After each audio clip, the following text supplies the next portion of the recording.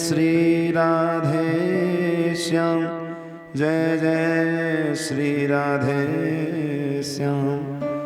बोली वृंदावन बिहारी लाल की जय जय श्री राधे निताय गौर हरि गौर।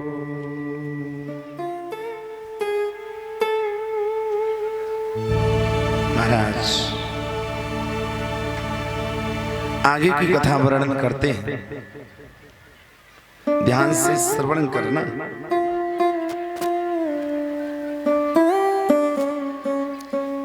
हाँ कर ले बात, अब तो मौका मिल गया ना।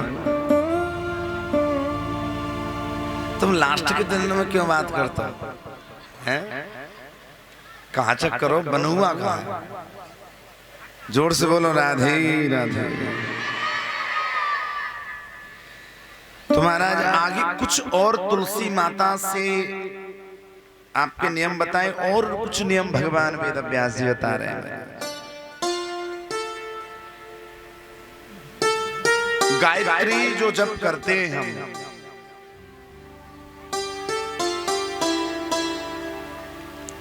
गायत्री जप को बखान करके कभी नहीं जपा जाता महाराज। लेकिन गायत्री मंत्र के जप से बड़ा फायदा है। एक बार गायत्री जप करने से दिन भर के पाप का नाश हो जाता है, केवल एक बार गायत्री। 10 बार गायत्री जप करने से महाराज दिन और रात का, एक रात और दिन का पाप नष्ट हो जाता है।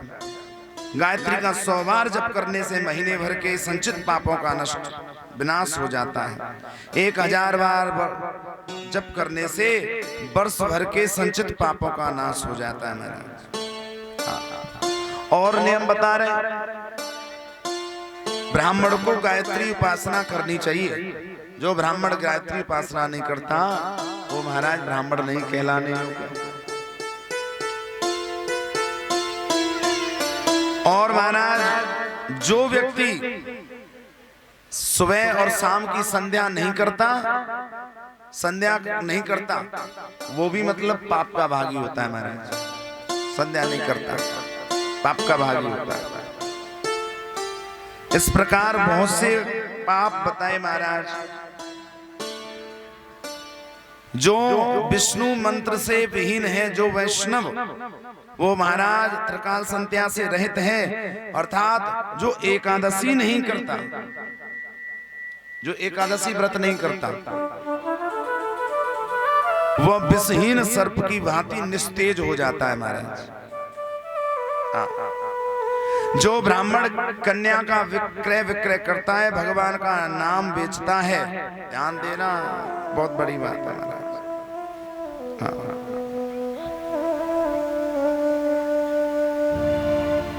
कि यह कन्या विक्रही विप्रोहि हरिर्नाम विक्रही,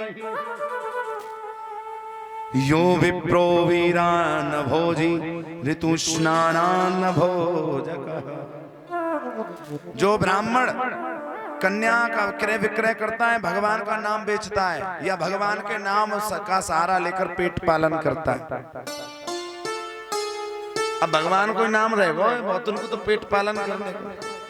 हाँ, पहले ब्राह्मण कार्य करता था इसलिए कि यजमानों के यहाँ जाता था, कार्य करता था। इधर शांत करे सर।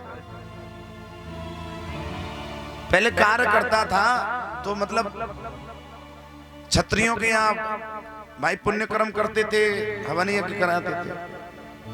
अब तो महाराज हवन यज्ञ, घर की सत्यनारायण कथाएं इसलिए हो रही है कि ब्राह्मण देव का पेट भरा जाए, दक्षिणा आएगी। बोले नौकरी अब कहीं लग रही नहीं, काम कोई कर रही नहीं। पहले ब्राह्मण का कर्म होता था निस्वार्थ, जो यजमान दे दे उसमें संतुष्ट होता था ब्राह्मण। और जो यजमान दे दे, यजमान भी क्या दे, यजमान पहला परिस्थिति देख करके दक्षिणा देता ना, कि इसके पास हम लोगों के सहारे से इसकी जीविका चल रही है, तो उसका जीवन यापन हो सके, इतना तो देना ही चाहिए था। कि जितना महाराज 2 दिन का, 1 दिन का ही सुबह शाम का भोजन कर ले, वो इतना धन तो उसे देना चाहिए। लेकिन अब तो न यजमान दे रहे, न अब ब्राह्मण काम कर रहे हैं। लेकिन जो भगवान का नाम बेचता है, पति तथा पुत्र से हीन ऋषु स्नाना स्त्री का भोजन करता है, और जो ब्राह्मण मासिक धर्म वाली स्त्री के द्वारा भोजन करता है तो महाराज और स्त्रियों के अभिचार से अपनी आजीविका चलाता है। स्त्रियों को आगे करके अपनी जीविका चलाते हैं जो लोग कमाई करवा के, फास्ट हो गए दोनों कर रहे हैं, कोई दिक्कत नहीं। लेकिन जो आदमी निस्तेज होके घर में पड़ा स्त्रियों को आगे व्यभिचार करवा करके कमाई खाता है तो महाराज वो लिखा है इसमें सूदखोर होता है, वो विषहीन सर्प के समान तेज रहित हो जाता है, और जो दुज विद्या का क्रय विक्रय करता है विषहीन सर्प के सदृश होता है। जो ब्राह्मण सूर्योदय, तो महाराज बड़ी चीज कहने जा रहे हैं, अब जो तुम्हारे लोग बहुत बड़ी चीज है, हम भी ब्राह्मण हैं, लेकिन इसमें लिखा है जो ब्राह्मण सूर्योदय हो जाने के बाद तक सोता है और जो भोजन में मछली ग्रहण करता है, मांस खाता है और भगवती की पूजा नहीं करता, वह विषहीन सर्प के समान निस्तेज होकर के महान घोर नरक में पड़ता है, महान घोर नरक में पड़ता है।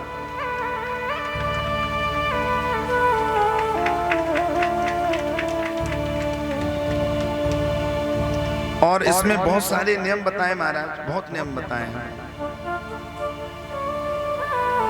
कथा में आपको श्रवण कराता हूं।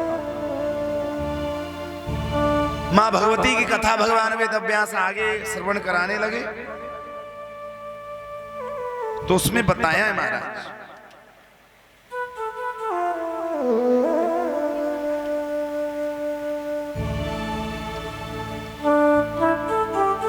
माता सावित्री, माता सावित्री कौन है? भवानी, नाम अलग अलग है महाराज।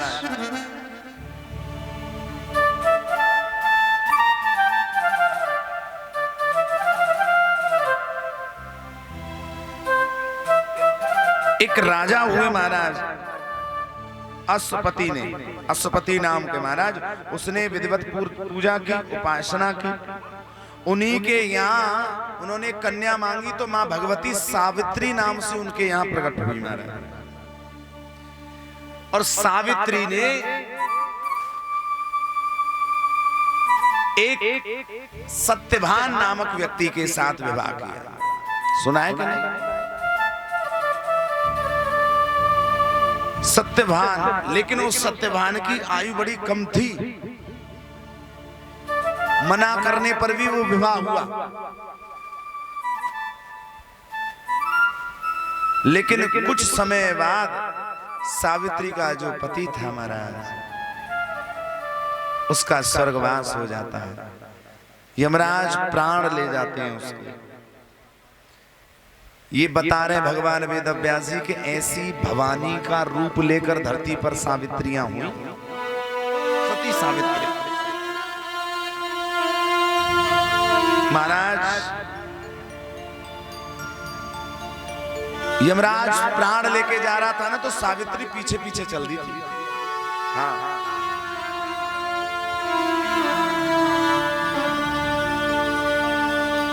सावित्री पीछे पीछे चल दी महाराज। सावित्री जब यमराज आगे पहुंचे प्राणों को लेकर, पीछे देखा तो महाराज सावित्री पीछे पीछे आ रही है। सावित्री जब पीछे पीछे आ रही है, वंदना कर रही है यमराज की, धर्मदेव की वंदना कर रही है। कह रही है आप सर्वज्ञाता हैं, आप सब कुछ जानने वाले हैं। सावित्री से पूछा तुम्हें क्या चाहिए? बोले मुझे कुछ नहीं चाहिए। आप धर्म के देवता हैं, आपका नाम धर्म है, आपका नाम धर्मराज यमराज है। आप कुछ धर्म का ज्ञान मुझे दीजिए, तो मेरा कुछ, मुझ में कुछ भक्ति भाव बढ़े। पतिव्रता नारी है सावित्री, कुछ धर्म का ज्ञान दीजिए मुझे। धर्म बोले तुम धर्म का ज्ञान सीखने की बात कर रही हो, इससे तो समय तुम्हारी आयु 12 वर्ष की है। जिस समय सावित्री का पति मरा था सावित्री ने यमराज से पति को वापस किया। उस समय सावित्री की मात्र 12 वर्ष उम्र थी। 12 वर्ष बोले तुम्हारी 12 वर्ष उम्र है, किंतु तुम्हारा ज्ञान बड़े बड़े विद्वानों और ज्ञानियों योगियों से बढ़कर है। हे पुत्री, हे भगवती सावित्री, मैं तुम पर प्रसन्न हूं, तुम मुझसे वरदान मांग लो, जो मांगना चाहती हो। तो सावित्री ने कहा कि सत्यवत और शानां पुत्राणां शतकं मम भविष्यति महाभागा वरमे तन्मदीपसि। तुम मुझ पर प्रसन्न हो ना, तो मेरे गर्भ से हैं महाराज 100 औरस पुत्र हों, 100 पुत्रों का वरदान मिलेगा। धर्मराज ने कहा तथास्तु। और मेरा अभिलाषा, मेरी वर ये है, क्योंकि ये मेरा अभिष्ट वर है कि मेरे पिता के भी 100 पुत्र हों।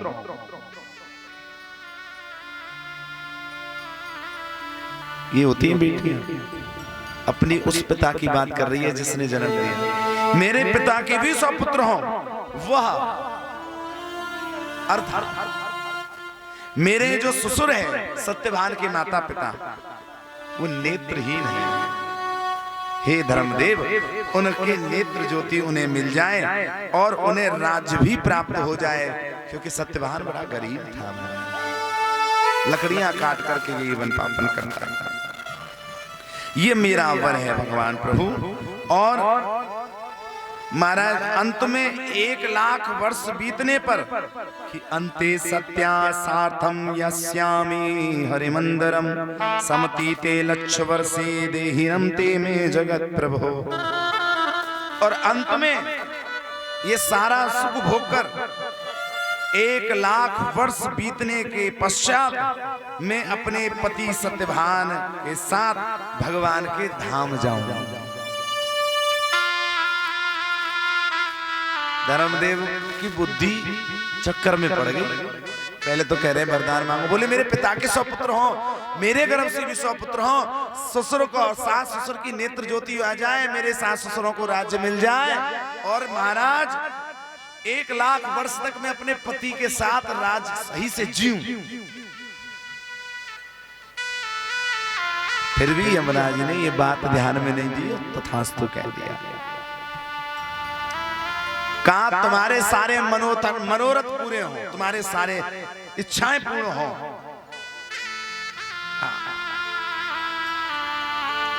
महाराज लेकिन बात यहीं विराम नहीं हुई।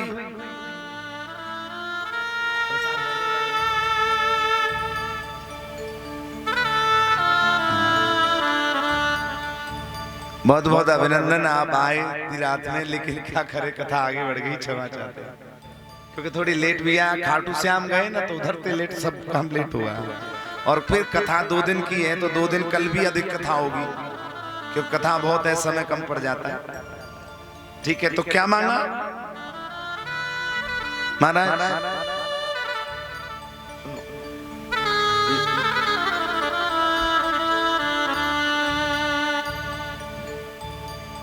महाराज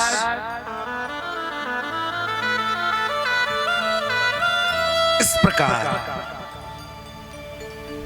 ये वरदान मांगा, लेकिन महाराज यमराज धर्मदेव संकुचित हो गए। महाराज बोले और क्या मांगना चाहती हो, और आगे बताओ। लेकिन ये ध्यान नहीं रहा कि इसने पुत्र भी मांगे, 1 लाख वर्ष जीने की वरदान भी मांगा, और पूछने लगे तो और क्या। सावित्री ने धर्मराज को जानकर, देखो अच्छा वक्ता मिल जाए ना तो श्रोता अच्छा बन जाना चाहिए।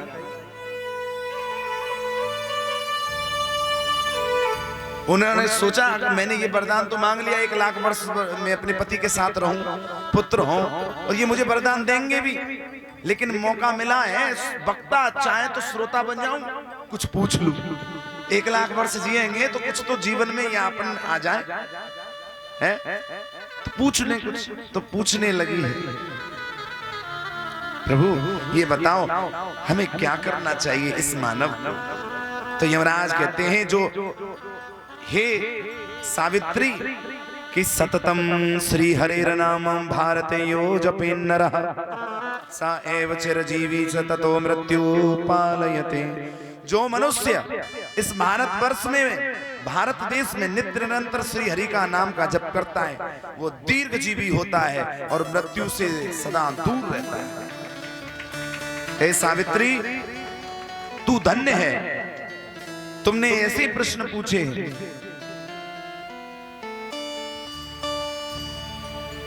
का और धर्म के बात बताने लगे।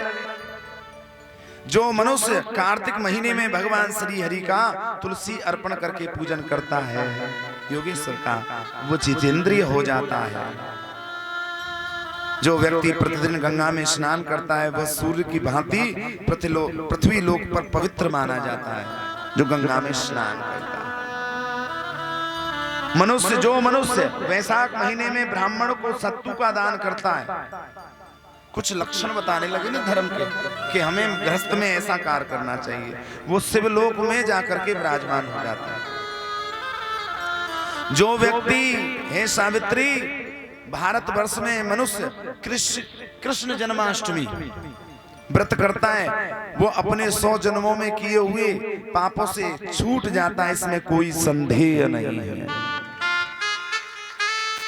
जो कृष्ण जन्माष्टमी का व्रत करता है, हाँ, और जब तक 14 इंद्र की स्तुति बनी रहती है वो तब तक बैकुंठ में ही रहता है, जो जन्माष्टमी का जप करता है। ये महारात्रि कौन कौन सी है? जन्माष्टमी, शिवरात्रि, दीपावली और एक और है होली।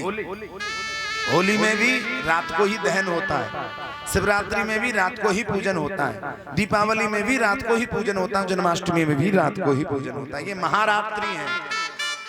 इन महारात्रियों को जो पूजन करता है उसकी कभी अकाल मृत्यु नहीं होती और भगवान का परम धाम मिलता है महाराज। और लिखा है महाराज उसे श्री कृष्ण की पुनः प्राप्ति होती है बार बार। इस भारतवर्ष में शिवरात्रि का व्रत जो करता है वो 7 मनवंतरों तक शिव के धाम में आनंद पाता है, जो शिवरात्रि का व्रत करता है। जो मनुष्य शिवरात्रि के दिन भगवान शंकर को विल्प अर्पण करता है। लेकिन एक बात बताएं, सोमवार चल रहा है, सावन का महीना चल रहा है, अब लोग करते हैं सोमवार को ही बेल पत्र तोड़ लेते हैं।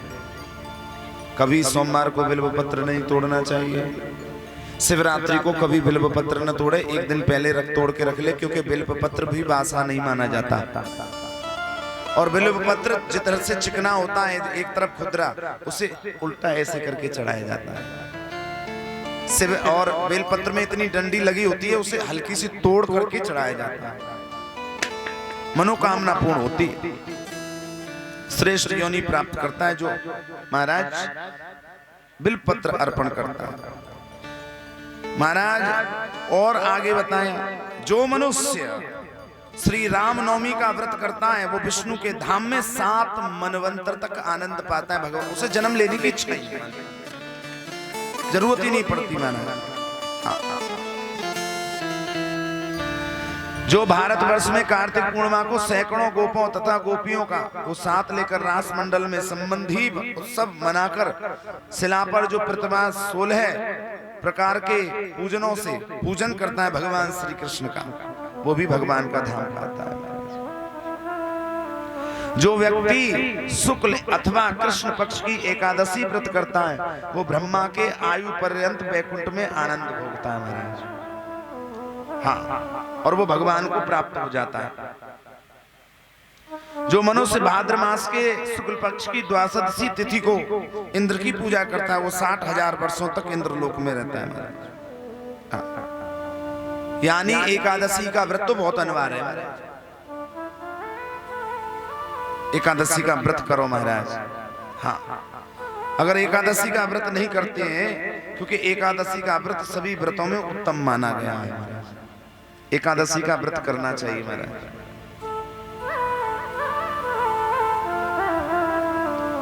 और आगे लिखा है कि जो मां भगवती की निंदा करते हैं, माता सरस्वती की, लक्ष्मी की, भगवती की, उनका कोई भी प्रायश्चित नहीं है, कोई भी जप तप उनको मुक्त नहीं कर सकता। जो मां भगवती की निंदा करते महाराज। आगे लिखा है महाराज,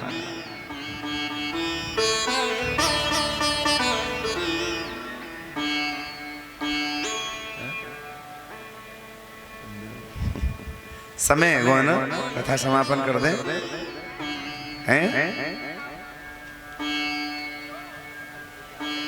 कर लेते फिर तुम आओगे नहीं, आज हमने लेट कर दिया था। बताओ इसमें लिखा है महाराज, जो मनुष्य कृष्ण जन्माष्टमी, रामनवमी, शिवरात्रि, एकादशी और रविवार इन पांचों पुण्य पर्वों पर अवसर पाकर व्रत करते हैं, वे चांडाल से भी बढ़कर पापी हैं, वो भी पाप से मुक्त हो जाते हैं।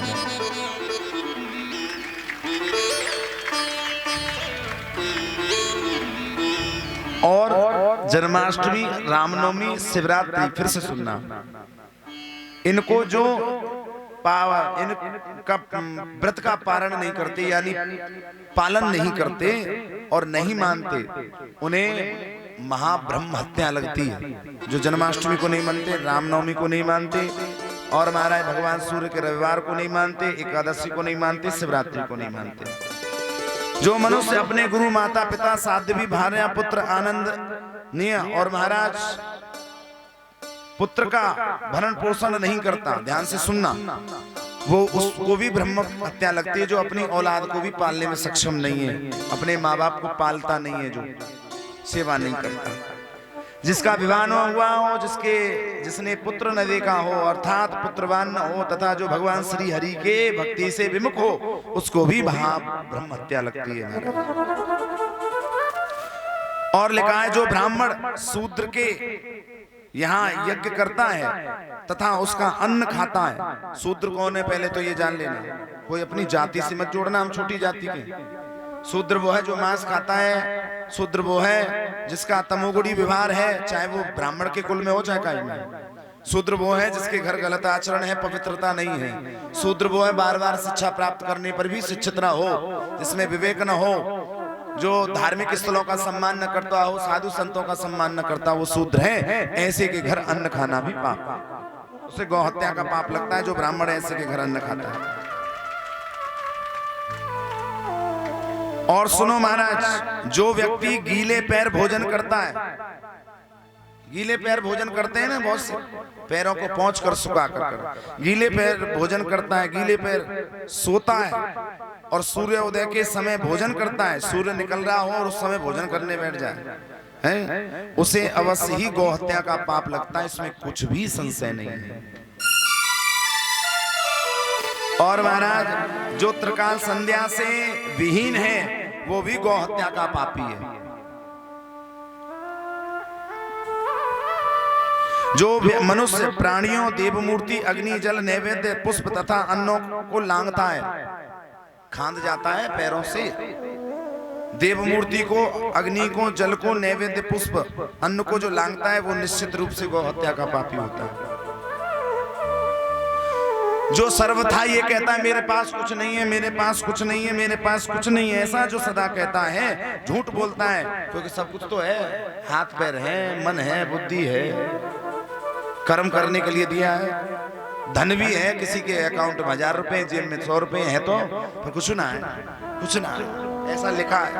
जो कहता है, जो मनुष्य मेरे पास कुछ नहीं है ऐसा कहता है, वो भी गौ हत्या का पापी होता है।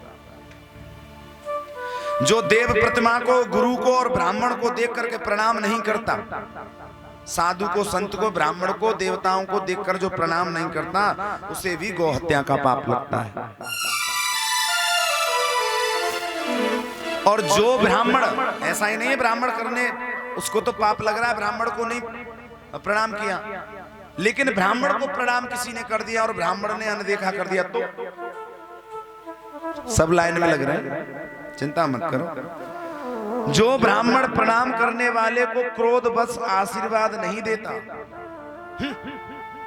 प्रणाम कर रहा हो देखना नहीं अपने घमंड में, और विद्यार्थी को विद्या नहीं देता है वो अवश्य ही गौ हत्या का पापी होता है, इसमें कुछ भी संशय नहीं है। सभी मनुष्यों को केवल अपनी भार्या के साथ ही गमन करना चाहिए, यह वेदों का आदेश है महाराज। यानी एक पत्नी व्रता ही रहना चाहिए, पराई स्त्री के साथ समागम नहीं करना चाहिए, न स्त्री को न पुरुष को, यह वेदों का आदेश है। उसके अतिरिक्त अन्य स्त्री अगम्य और पुरुष अगम्य स्त्री के साथ समागम करता है, उसे गौ हत्या से भी महान पाप लगता है महाराज। शूद्र के लिए ब्राह्मण की पत्नी और ब्राह्मण के लिए शूद्र की पत्नी अति अगम्य तथा निग्ध होती है, ऐसा लोक और वेद कहते हैं। ब्राह्मण के साथ समागम करने से शूद्र सौ गौ हत्याओं के साथ समागम होता है। यानी अपने कुल में ही तो अपना विवाह करना चाहिए, अपने कुल से ही संबंध रखना चाहिए। ऐसा होता है ना, दो जातीय जो होते हैं, किसी ब्राह्मण क्षत्रिय को शूद्र से शादी हो गई, शूद्र की किसी ब्राह्मण क्षत्रिय से शादी, तो उसके घर वर्ण संकर पैदा होता है, कुल का नाश करने वाला। यदि वर्ण संकर हो भी जाता है और मां भगवती का पूजन करता है तो भी उद्धार कर ले जाता है। ठीक है, राधे राधे बोलो जोर से। अब लास्ट बात बताते फिर उसके बाद